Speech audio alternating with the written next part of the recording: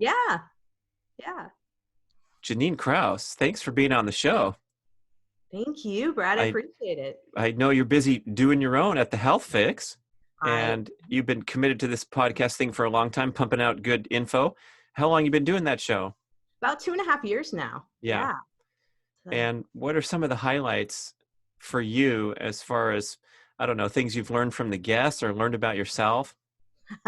Probably, all of the above. I've learned a ton from just the different biohackers that I've interviewed, folks with different opinions on things. I had a really cool conversation with a guy who's using kratom and learned a lot more about that. So I'm just kind of expanding my knowledge base and my mind with the podcast. And we talk about all different kinds of things, but definitely just things that maybe might be a little controversial, like kratom, things of that nature. I've heard a podcast of yours where you're talking a little bit about ayahuasca. So I like to educate on the things that are strange and possibly weird, but how they could help folks. Because maybe someone's been down a million different routes with their health and didn't find an answer or not getting results. So why not, put everything out there that's possible. I guess that's what a naturopathic doctor and that world acupuncture is all about. And I remember being a customer decades ago when I was a triathlete, and the Western medicine couldn't help me at all. It was almost a joke. I'd go in there and say, I feel exhausted, I feel tired all the time, and they'd do my blood and they'd say, wow, you're a really healthy specimen. Look at all these great numbers. Go home and rest. And I couldn't accept that diagnosis, and so I, delved into the world of needles and muscle, nerve, and reflex testing, the neuro-emotional anti-sabotage technique, which had great value to me, and many other practitioners. But it was it was poorly accepted back then. And Yeah. now I think is probably a much better time to be a naturopath and an acupuncturist. It seems like at least people know what it's all about. I'm not sure if they're knocking down your door yet. Maybe in the next 10 years, if you get on enough podcasts, right? Gosh, I hope so. Yeah, it's funny. I've been in the game almost 15 years now, and in the beginning, it was a little bit harder to get folks to come in and really convince folks. I mean, it took me 4 years to convince my dad not to call me a witch doctor. So, it's one of those things that it's growing in popularity, and I think we're basically serving that strange realm in some sense, but also we're diving in much like functional medicine docs and folks of that realm, because we're trying to figure out like what the heck is going on, what is the root cause of things, but also what might be out of balance. And that's how Chinese medicine explains things so awesome. And when nothing else has an answer, I love to look at Chinese medicine for answers too. So what are the ways that we're out of balance today? Because so many of us are doing the same silly stuff, like blasting our eyeballs with light after dark and not sleeping enough and over-exercising. In the case of the reason I was in there at these different offices was so obvious. And I remember one particularly tough time where I just was exhausted for months on end and I couldn't figure out why. And I went to a acupuncturist, and he pronounced that my heart was tired. Mm-hmm. Mm-hmm. And I'm laughing, leaving the office, but after spending many thousands of dollars and doing all the traditional tests that we have for an athlete and trying to figure out the hormone levels and all that, his answer was spot on. I had just pushed myself too hard for a couple years straight, and then I needed months to recover because of a tired heart. Yes, it sounds absolutely bizarre. And explaining it to folks sometimes, the first time you walk out, you're like, what just happened? Was that like a tarot card reading? What is going on? But yeah, a tired heart. In the Chinese world, we have this balance between the heart and kidney in particular. And now folks might be going like, oh my God, this girl's weird. But the heart and kidney are kind of like your pendulum, if you will, between where your balance lies. And your kidneys are your batteries, and your heart's kind of that emotional center. Your heart's in charge of how well you sleep. It's in charge of how well you deal with emotions. We also have some liver component in there, but I'm not going to go into that at the moment, just for this pendulum of balance. But between that heart and kidney, those two have to stay in connection. And if they don't, because say we're not sleeping, we're staying up late, we're watching the screens until 2 a.m., or we're not giving ourselves time once it gets dark to just get the eyes out of the screen time, that heart starts to float up here and pull further away from the kidney. And so the batteries are literally getting drained the more that you're testing your heart. So a heart tired situation can be, yes, someone that's a triathlete that's pushing themselves to the limits. It could also be someone who's overworking and spending excessive time working and just draining their batteries, but also draining their emotions at the same time. So the more that these two things disconnect, the more fatigue you're going to have, the more, the body's going to start breaking down, the more the mind's going to be running in circles, and the insomnia gets worse and your condition just gets worse. Janine, why the kidney? I mean, in medical school, I learned that the kidney is filtering water and excreting fluid. So what's this huge connection to the energy balance in the body? Yeah. So the kidney in the Chinese world is a little different. Yes, it does think about filtration, but also if we go back to, if your kidneys fail, how well do you survive? Not so good. So the Chinese are essentially looking at the kidneys, but they're also looking at that little gland above the kidneys called the adrenal gland. And that, I think, like, if we look back at, not millions, but thousands of years of research into the Chinese teachings, it ultimately, as folks think, is it translates to the adrenal gland sitting on the kidney. And that fight or flight gland that is in charge of our electrolytes, our blood sugar balance, also in terms of our neurochemicals for the brain. If we start to deplete those guys, and they're what are keeping us going, because the body thinks when we're in a stress mode, when we're not sleeping, when we're overworking ourselves with exercise, the body thinks like there's some freaking bear that's going to get us, and we need to figure out like what to do here. So I think that that's what the Chinese were talking about in terms of kidney qi and kidney energy.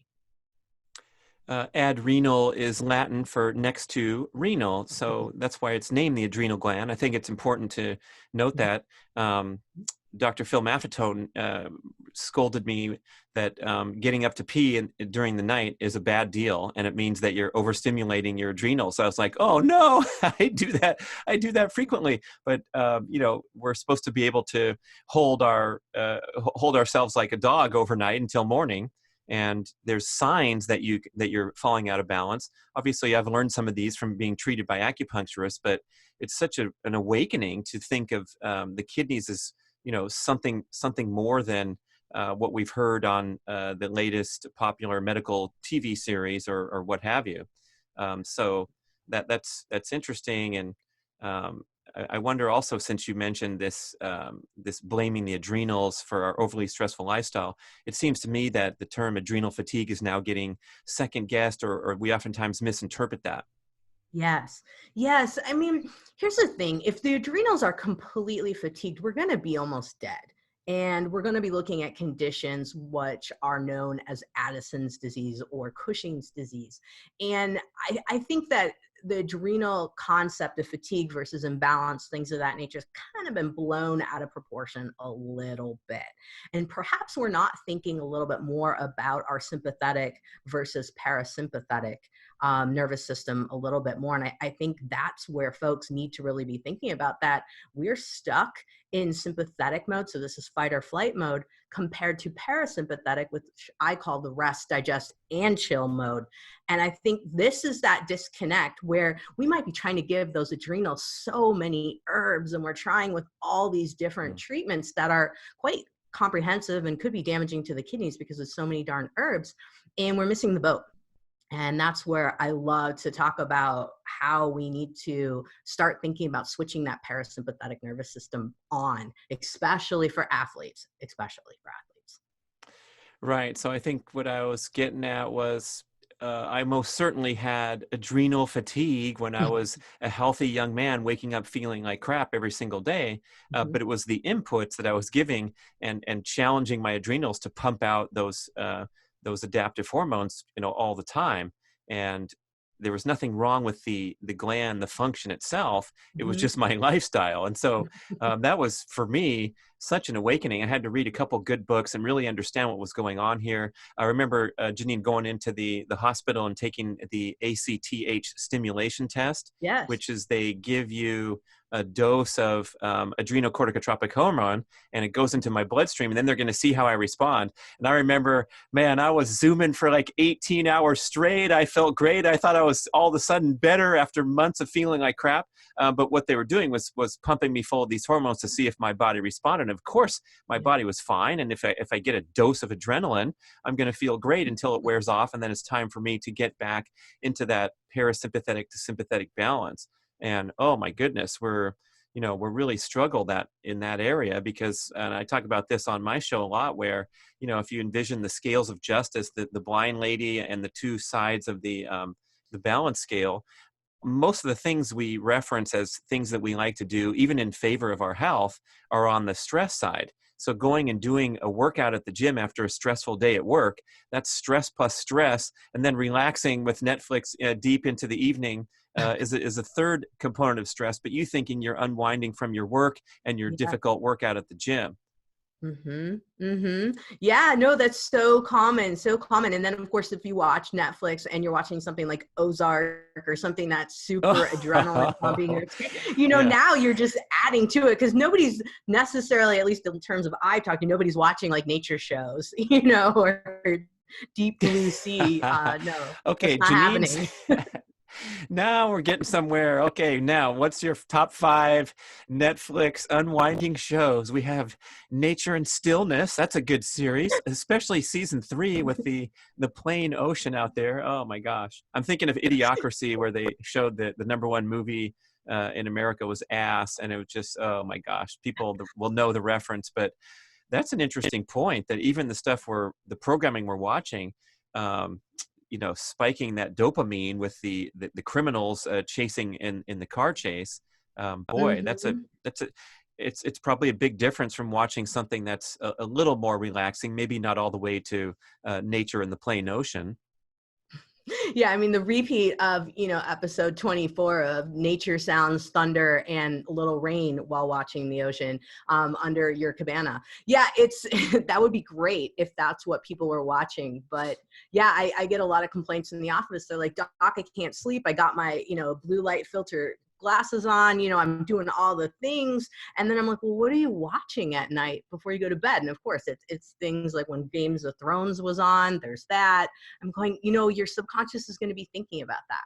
And then add whatever happened during your day on top of that. And then I see a lot of CrossFitters, and they're doing their CrossFit workouts around 5-6 p.m. And it's like this cascade of like crazy amounts of hormones. And I'm like, whoa, we need to redo that. We need to redo your whole evening. Yeah, I have to say that at the times when I do work out at night, I work out mostly first thing in the morning. I do my morning routine on YouTube, and then I go down and get a cold plunge, and then I unwarm, I rewarm jogging down the street, and I'm a big morning guy, and I have that morning routine. But when I work out at night, I feel much better. I perform better, and I Mhm. think it's the hormone, ebbs and flows during the day. But I think there's possibly that downside to it, where, yeah, I can bust out an awesome run at 6 p.m., but then unwinding becomes a little more difficult when I'm looking at, 3 or 4 more hours before I go to bed. Absolutely. Yeah, it's hard on the body. We don't realize that. And yeah, I usually work out every morning at 6 a.m. too. And Oh. when I get my PRs with lifting, it is in the evening if I tend to go in at that time. But what I found is working with parasympathetic breathing. Have you heard of this? Positional parasympathetic breathing? No. Okay, so there's a doc, his name's Dr. John Russin. He is a physical therapist, and he's written all kinds of articles for T Nation and things of that nature. But he has started to really implement putting positional parasympathetic breathing at the end of workouts. So what it is you're lying down on the floor, and you've got your knees. So knees are bent at a 90, hips are bent at a 90. Can't do that with my hand. And then you've got the legs up on the chair. And so you're laying down, your arms are out to the side, you're relaxing, and you're taking 5-count inhales, 7-count exhales. You could do the 4x4, whatever it is, to help you breathe and get your heart rate back down after your workout. So you're setting yourself up for being in parasympathetic mode the rest of the evening. Now, or after a workout, you know, what it may be, because a lot of people, if they do their exercise and then boom, they're in the, you know, right in the shower and boom, they're eating really fast right after it, they're just keeping that cortisol pumping and they're not setting themselves into parasympathetic mode. So it's one of those things that I'll see a lot of ladies, they're gaining weight after they're pushing themselves with all these workouts. And they're like, yeah, but I got to get my food in with, you know, my protein within 1/2 hour of finishing my workout. And I have to do this and this. And it's like, whoa, you didn't even slow down. What do you think your body's going to do with that food? It's going to store it. So anyway, I work a lot with trying to get folks after workouts. And then even in the evening, if someone's not even working out in the evening, but they're coming home from work, they're stressed, which is everybody, by the way. You can tell me you don't have stress, but I'm gonna argue with you. And you get home, that's what you want to do. Lay down on the floor, do that, get yourself into parasympathetic mode. And then we can talk about what kind of TV shows in the deep blue ocean and things you need to be doing to wind yourself down. So the body is still under fight or flight influence because the workout was there, and then you're rushing to go make your healthy smoothie. Mm-hmm. Why is that? Why are those calories more likely to be stored as fat when you're in that sympathetic fight or flight state? Because we're releasing a lot of glucose into the bloodstream with the sympathetic state. So what's happening is we're trying to counter what's going on because the body thinks there might be some bear chasing us, something of that nature. And so the body, when it's still in that mode, it's like releasing glucose, releasing glucose. Now you might be burning up some of that smoothie, no doubt.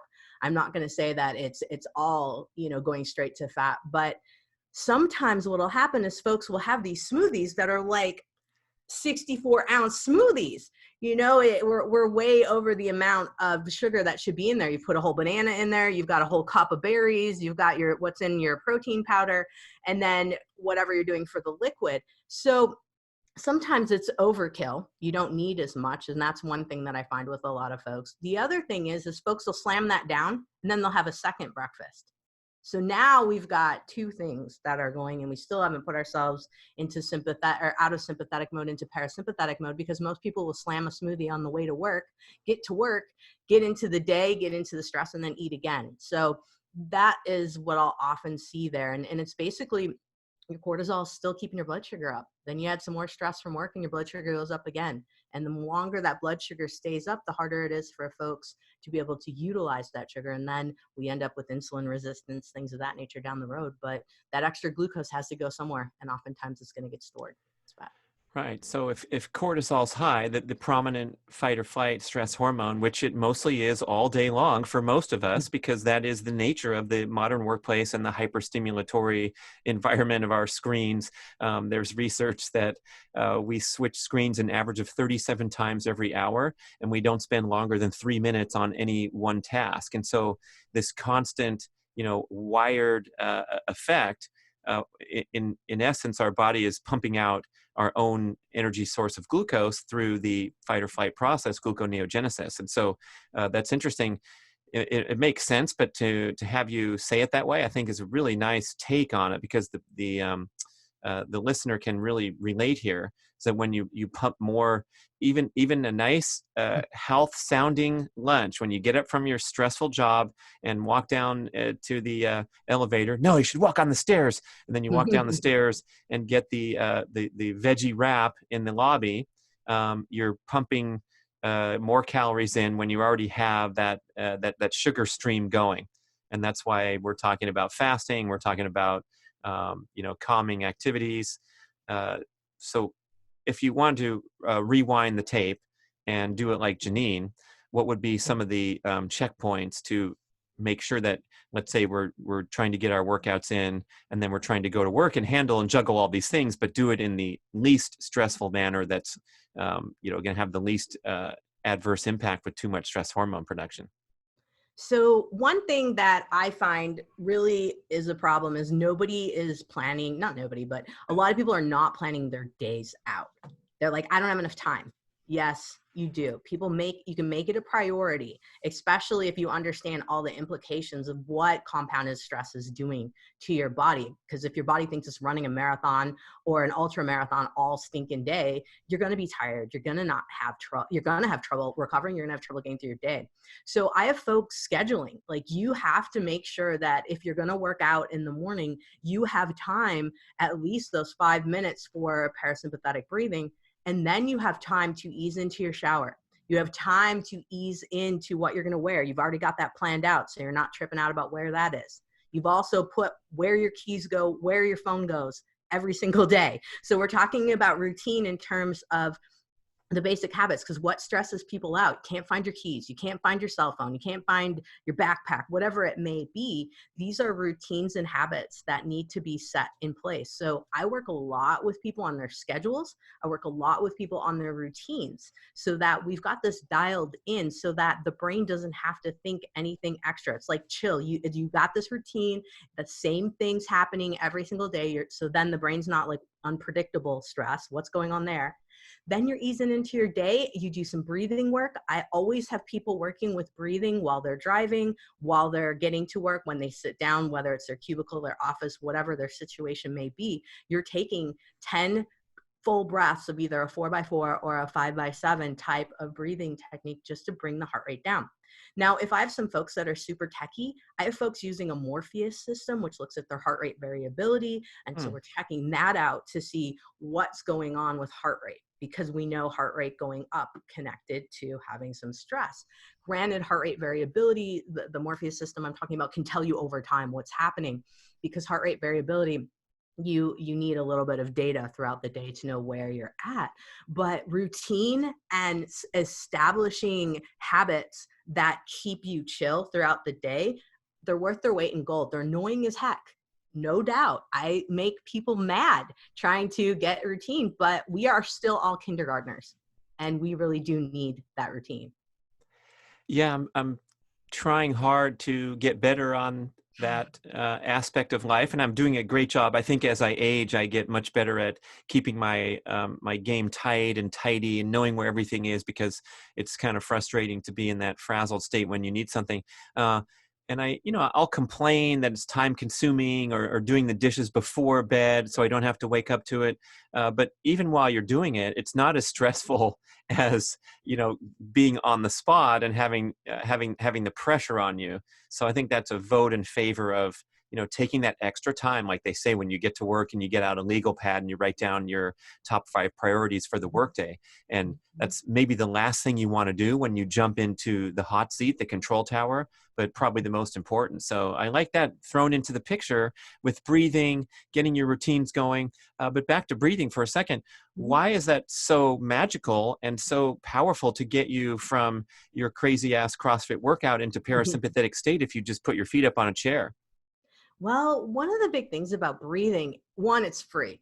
And I like it because it's free, but it's also working on your diaphragm. Well, Morpheus is free too. Joel Jameson will give you that if you just say oh, wait a sec. No, it's a few bucks. But yeah, that's I'm glad you pointed out. I had him as a guest on the show and I love what he's doing. So he's got this app called Morpheus that's really sophisticated HRV plus other things. And I think that's highly recommended. I have an HRV app called Bradbeat HRV on the App Store, and all you need is your strap, and then you record your data automatically. I've been using it for, oh my gosh, like 5 years now, and to have that nice, database of what what it means to be in a relaxed parasympathetic balance versus a day when you wake up and sometimes you think you feel okay, right, Janine? And Yeah. really what you're feeling okay because you're overstressed, and the fight or flight response puts you in a state of alertness, motivation, energy, all that great stuff. But you're playing with fire because you can easily get into the burnout phase when you're stressing yourself too much, even though you feel great. Yes. Yes. No, it's super common. A lot of people were like, yeah, I woke up at 4:30 this morning and I was ready to go. And I'm like, okay, what does your HRV say? Yeah. What's your score What? today? No, I just went straight to the gym. I didn't take it because I felt so great. Oh my God. Yes. I don't know how many times I hear that. I'm like, oh no. No. Yeah, that's where HRV comes in, because yeah, it really will give folks a sense of like, oh, and then they'll start to dial in. Oh yeah, I felt super wired. I thought I was ready to go, but I was wired and like jittery and tired, and I hadn't had any coffee. And I'm like, that's cortisol. That is cortisol, which is important, that I think a lot of people aren't really connected enough to know the difference between, being amped and what cortisol really does, how it feels to the body. And I love to help people connect and feel that. It's huge.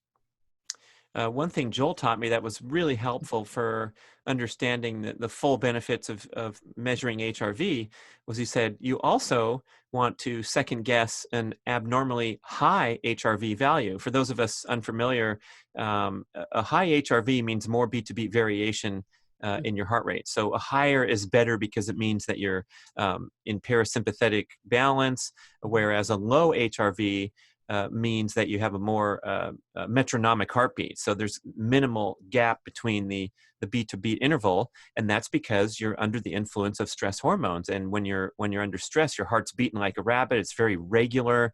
It's not giving you the ability to balance the two branches of the sympathetic nervous system, right? So if your if your HRV is higher than normal, it means that you're in parasympathetic dominance, which everyone thinks is great, except if you're out of balance with parasympathetic, that means you're trying really, really hard to recover from a bout of exhaustion where you're in sympathetic dominance. So that means, this is per Joel, that if you have that higher than normal HRV, that might be an indication that you will take some more rest until you get back into the normal rhythm and your normal range, your normal baseline range of whether it's 60 to 70 or 68 to 73 or whatever you've been seeing for weeks and weeks on end to establish your normal baseline range. And that was a mind blower to me, because sometimes I'd have these values that didn't make sense. Like maybe I woke up and I felt drag ass and I'd strap the HRV monitor on and it would be a big impressive number. Yeah. Okay. Yes, yes. And yes, that's why you got to track some data. I am a data geek. I love to track all kinds of things on myself, and I love to have people track that on themselves. I mean, I like checking what people's data is bringing up too. And that's exactly it. You start to see the trends and you start to get to know yourself a little bit better and go, ooh, that doesn't fit at all.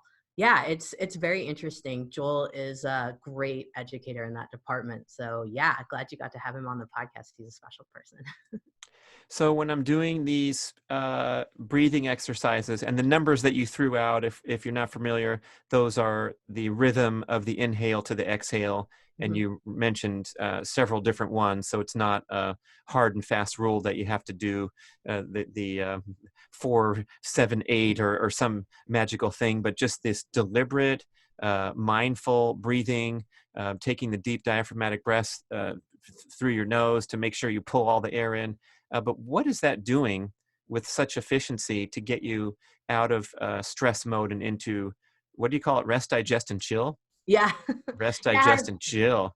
I got to add the chill in there. It just sounds better. I don't know. Rest and digest. A lot of people are like, well, I don't really want to spend too much time digesting. I'm like, yes, you do. You want to be repairing your muscles. But I think a lot of people get into that. Like, I don't get it. So that's why I had to add that chill.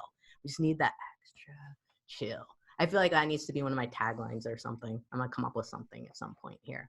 But going back to the Health Fix and Chill by Jannine Krause. Let's just sit back and chill. Yeah, no, I think that would be a great thing there. Now I went into the whole tangent and can't remember what you asked me. Do you remember what you asked me? Just the power of breathing Yeah. to help you transition from stress to rest, digest, and chill. Yes, I got so stuck on the chill. So breathing in terms of like whether a 4x4, so inhale to exhale, or 5x7, it's really the reason I kind of put those numbers out is to give folks something. Because if I look at the average person breathing, we're all taking really short breaths. And with those really short breaths, we are sending messages to our nervous system, in particular, the center core of the brain, saying, we don't have time to take a deep breath. We are under some sort of surveillance, something's about to get us. So if we have time to take those deep breaths, now we're sending messages back up that go, okay, we're okay, everything's okay. I could get super geeky into metabolic acidosis and all of those different things, which change your blood chemistry as well. But I'm going to spare your folks my geeky nature. The other big thing about taking the deeper breaths is the basis of opening up the rib cage, because I actually have people exaggerate their breaths a little bit when I'm educating on it, because most of us are stuck in this hunched over armadilloing posture that is preventing us from taking these deep breaths. We might have something called upper cross syndrome, which is like even tightening up our secondary muscles of inspiration and respiration, basically.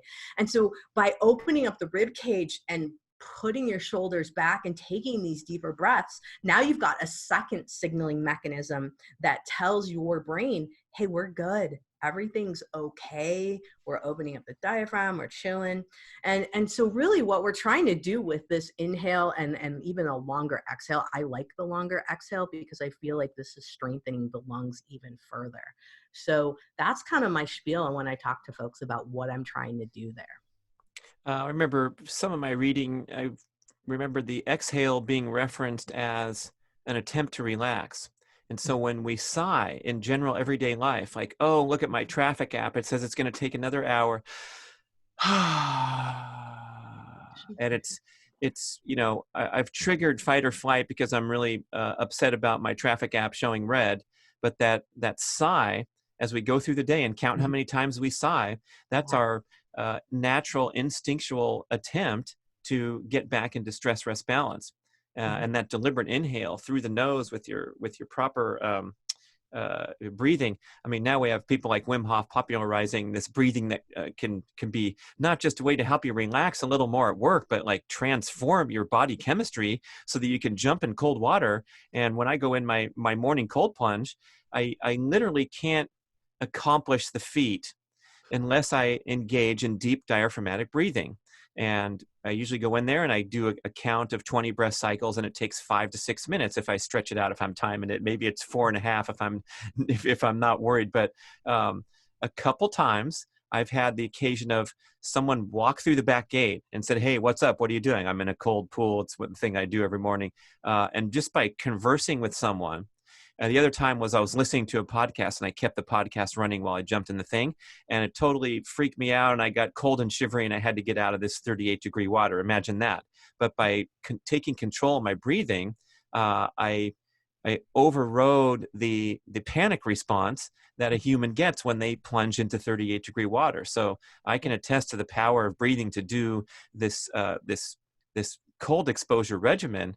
But when we consider, you know, unwinding after that workout, I'm going to start doing that with putting my feet up on a chair as part of the ritual unwinding of the workout. And I remember comparing and contrasting when I was a triathlete and I had all day to train, right? So I did my workouts at a very relaxed, leisurely pace.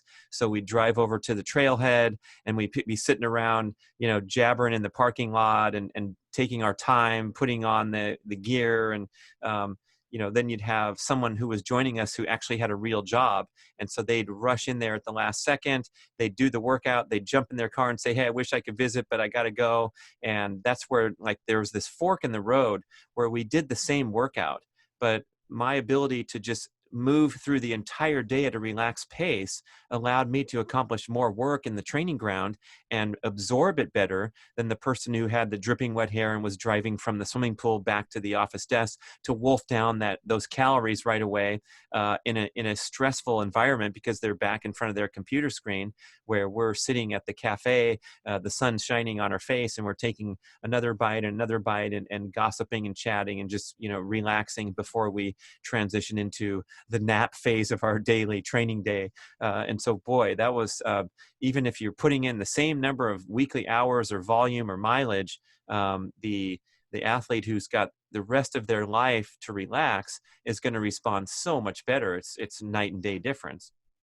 Yes, absolutely. I mean, that's so huge. So huge. And that's why I think potentially, you know, when you can be a full-time athlete, you're going to have it set up to achieve so much more than someone who is working a full-time job and trying to achieve, you know, higher end athlete status. It's just a harder uphill battle. I see folks getting sicker a lot more in that way. It's kind of like the amateurs heading towards being a pro. That's where I see the worst burnout, right in that, range. Because boy, just trying to juggle both things is not easy. And being able to be chill, like you said, I'm just thinking about that exhale and just the muscles and just being able to sit in the sunshine. I mean, like a lizard on a rock, you're chilling. I like it. I wish that we could all do that. And so the idea is scheduling it, because we can. It's mindset that's keeping us from doing that, and mindset around schedules and routines. Right. I know Dr. Kelly Starrett recommended that, particularly for endurance athletes, spend 15 minutes of every training hour working on flexibility, mobility, functional movement. And oh my gosh, that probably would sound like a downer to most people who want to go and get an 8-mile run instead of a 6-mile run or whatever. But if he's advocating to take that much of a chunk out of your training time, just to make sure your body's working properly and not getting injured or repeating poor technique patterns. Maybe Dr. Janine would add, taking 10 minutes at the end. If you only have an hour to exercise, what would you do with it? How much time would you put me on the chair after, and making sure I cooled down and lowered the heart rate gradually, that kind of thing? Probably 7 minutes is all you really would need if you dialed it in a little bit better. 5 where you're totally chilling, 2 where you're kind of coming down.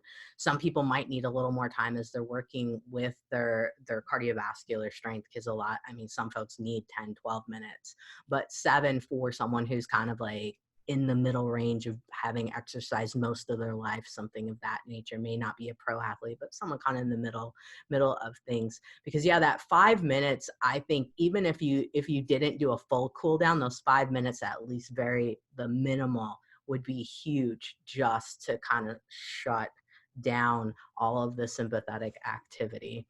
I think it goes a long way. I've seen a lot of great change in folks that will at least adhere to the 5 minutes, if nothing else. Okay, so we have our breathing, and what else would you add to this list of helping the person get more rest, digest, and chill into modern life? Well, in addition to the breathing, we've mentioned routines. We've Oh, mentioned right, the efficient routine and the advanced preparation, so you don't get in hectic mindset. I love it. Right. Yes, that's core. So routines, and then we've got to look at habits and building in some habits around it too, because routines and habits go hand in hand, and we can create a routine that has bad habits. We can create a routine that has good habits. We just have to do a good assessment.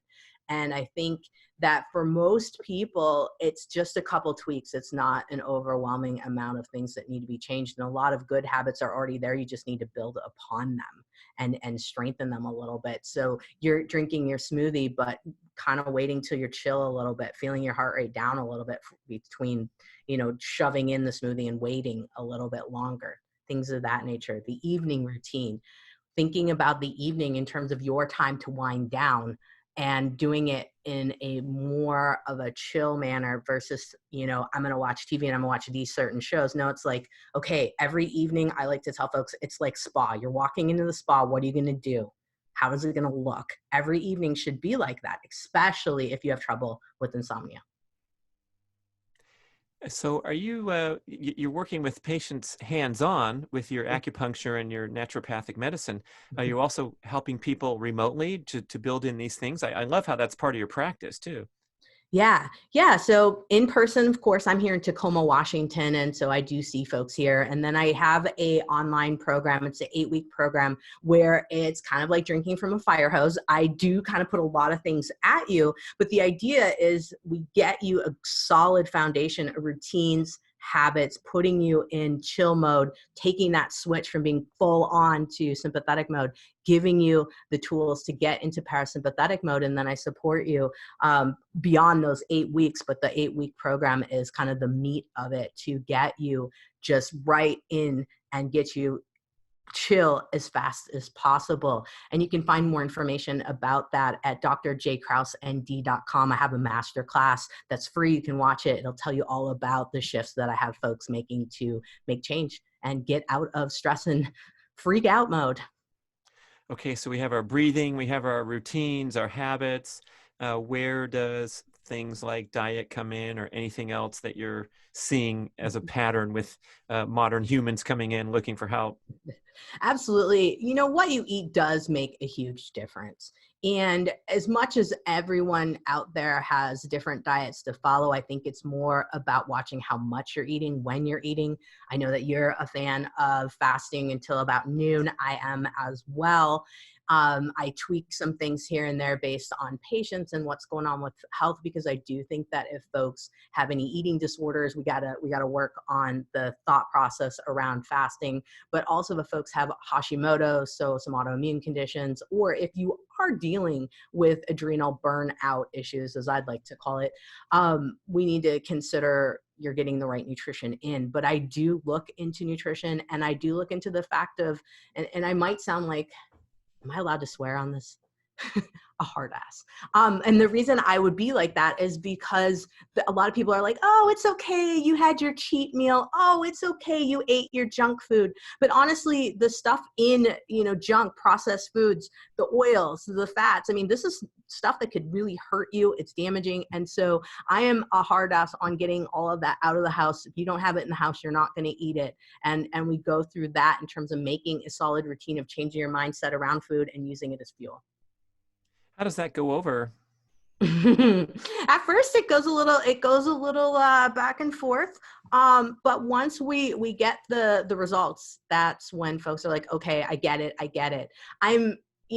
We hold hands of folks way too much in the health industry and telling folks it's okay, you did your cheat meal, it's okay, you ate X, Y, and Z. And I do think here and there, but when it's okay every week, I don't know how well results are going to come when it's okay every week. So I'm a little bit of a particular sticker on that. Well, we're talking about, I mean, mainly grains and sugars, and refined industrial seed oils would be the big three, I call them, that we want to eradicate. And in the case of sugar and in the case of grains, we have research showing that these foods have addictive properties. So if you're going to try to cut back, you're going to have a big challenge on your hands. Yeah. And this has taken, years of nuance and learning about the response from people that are following and joining the ancestral health movement. But I think total eradication is really the only way to go, especially out of the gate. Now, if you have someone who's is dealing with health challenges like the overly stressed adrenal glands, thyroid values that are adverse, or whatever's going on when they're coming into the game, there may be a little bit of nuance there especially when it comes to fasting. Can you describe how you might handle that issue if someone's got already stress factors and health disturbances? We have to acknowledge that fasting is yet another form of stress to the body. Absolutely. Absolutely. So usually what I'm looking at is I like to look at organic acid testing. Great Plains Labs has a great one. And I like to look at that, but I also like to look at what's going on in the gut too, in terms of GI mapping, so that I kind of know what they're working with in terms of resources in their body. A lot of folks who have Hashimoto's, a lot of folks who have chronic mono, Lyme, those kind of things, we're looking at some mitochondria that are trashed. And so their cells are not making energy like they should. So I've got to think about, well, a 12-hour between, say, you stop eating by 7 and start eating again by 7 a.m. I have no problem with 12 hours in between. I don't think that's going to hurt anybody. I think when we start to get to 16 hours plus, now we start to have a little bit of issues going on with mitochondria catching up, things of that nature. So I usually won't go past a 16-hour fast on folks with Hashimoto's, any Lyme's, et cetera, any autoimmune condition for that matter, until I can figure out where we're at in terms of restoring their mitochondria. That's kind of my big look in that department. And yeah, the other big thing, like I'd mentioned before, a lot of these folks who have Hashimoto's, things of that nature, there's also going to be a mindset component of food is the enemy, food's made me fat. So we have to go back through that and change that, because cortisol will go up when you start eating if you have the mindset that food is your enemy and it's going to hurt you. So there's a little bit in that department too that I have to dive into with some of my folks. Can you describe what you mean by the mitochondria needing to Sure. catch up and the Sure. effect of of fasting on the mitochondrial function? Sure. So we have two thoughts here because mitochondria are little factories in every single one of our cells. They make our ATP, meaning our energy. I like to think of it as little coins. They're like our little, what are those things called? Now I can't think of it. And I just watched Ozark. The whole things where they make money and you pull the thing and you press the button. My goodness. Slot machine? There we go. Yeah. Need to work on my brain stuff this morning. So the slot machine, so the mitochondria are much like little slot machines. And so they're giving us little coins every single day, multiple times over and over again. And a lot of people are overfed and undernourished. So meaning that they are eating too close to time frames. And I see that quite often with blood sugar imbalances. Folks will be eating right up till 10 p.m. Sometimes they'll wake up at 2 a.m. and eat. And then sometimes we'll have them eating again at 8. Now, that can be an imbalance in the gut bugs too. That's a whole nother story. But we are wanting to try to find that right balance between overfeeding and overloading the mitochondria and giving them just enough, because our mitochondria take carbs, protein, and fat as their fuel to make our energy. So a lot of times with folks that have Hashimoto's, chronic inflammation, etc., Lyme, I need to figure out, are they even breaking down the fats and proteins and carbs to get them into the cells? I also have to figure out, do I need to enhance things? Like say they're not breaking down fats well enough, I got to get some L-carnitine, something of that nature to help get that into the cell. So the idea here with looking at a fasted state versus a fed state, it's looking at how well does someone do in terms of, let's push it out 12 hours, let's see how you do. And a lot of people need some counseling to get through those time frames, and I'll have to play with it a little bit. I think everyone has their own perfect fasted time frame when we're looking into some of the chronic illnesses, and that those time frames will increase as we get them better. So I also use it as a diagnostic kind of, where am I at with folks. I had a guest on the show, Dr. Michael Platt, author of Adrenal and Dominance, and he gave a suggestion for kind of the stressed or the health challenged fasting enthusiast to take a spoonful of MCT oil in the morning. So you're kind of kick-starting the ketone production, giving your brain some fuel while you're fasting for beyond that. But it sounded like a reasonable suggestion. Certainly wouldn't be a bad deal, but maybe it's some of those tips and tricks for people that are maybe adverse to a straight up fast, or maybe not ready yet.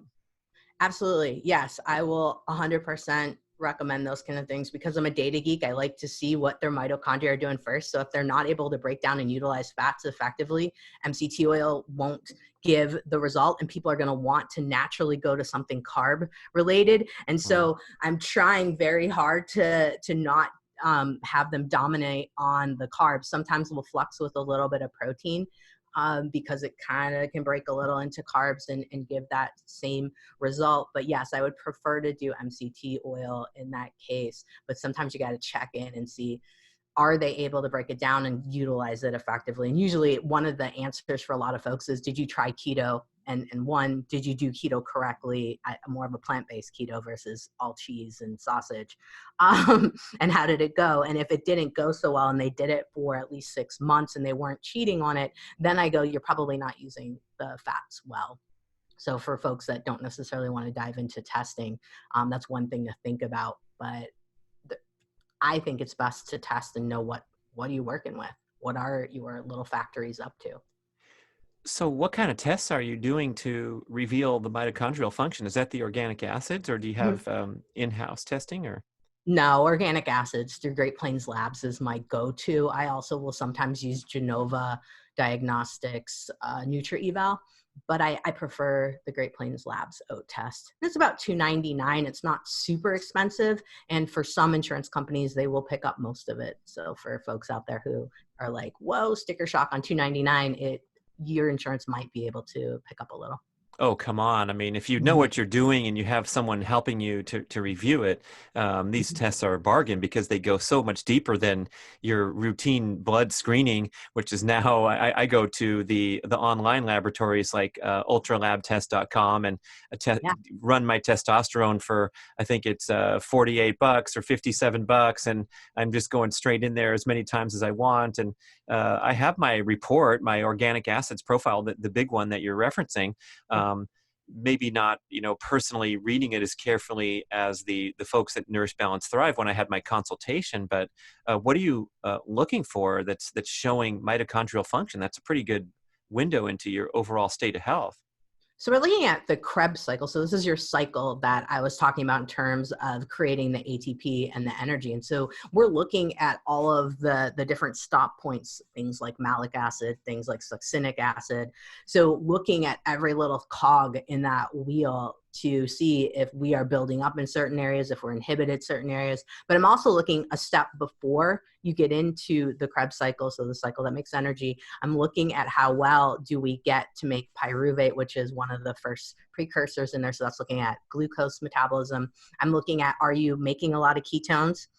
Which if you're eating in ketosis and you're on the keto diet, you should be. And I unfortunately see a lot of people who say they're eating in full adherence with keto and we're not. So it's looking at, do we have ketones? Are we processing fats right? Are we processing proteins right? Then the whole cycle. Now that organic acid test will also look at, are we showing like gut bugs and things of that nature as well in terms of byproducts of them. And that too can be an inhibitor to making energy oxalic. So do we have some oxalate, can't say, oxalates building up in the system, things of that nature as well. Whew. Dr. Janine, I think this was a great show. And one thing I like about it is we can pull away a really simple assignment here Mm-hmm. to get back into stress and chill balance. So we have our breathing, we have our routines and habits, and then we have cleaning up the diet. I don't think that's too much to ask for anybody. Not a lot of pain and suffering involved there, especially that habit part. I really like that. If you take a few minutes the night before to get everything planned so you know what you're doing in the morning. The athletes used to do that on race morning where everything was laid out in the hotel room on the chair the night before. And it seems kind of silly. And I don't know if I was great about that when I was younger. But just having that low stress environment to operate in and to keep you in potential stress rest balance, unless you mess it up by jumping into high energy workplace and not keeping your cool. But you can always take a few minutes and engage in some deep breathing in the middle of the storm and return your body to parasympathetic balance. I love it. So we got your podcast promoted, The Health Fix. We can go punch in and start listening to those shows. And then where are we going to find your online course, those things where we go? That's drjkrauseND.com. You'll find all of that over there. If you forget that, and the healthfixpodcast.com is easier to remember, kind of funnels to the same thing as well. So you could check that out. And then you could find me being myself and my goofy self on Instagram at Dr. Jannine, Jannine Krause, Krause, all smushed together there on Instagram. And you can find all my antics there. Oh, power to the goofy, virtual Yes. high five. We need much more of that today. I like your style. I'm going to go sign up for your Instagram right now to get a little more goofy in life. And you can we can fight that battle together. Thank you very much, Brad Kearns 1 at Instagram. Plenty of goofy for you. Excellent. Thank you, Excellent. Janine. Thanks for a great show. Thanks, Brad. Appreciate it. Ba-da-ba-ba-da-ba-ba.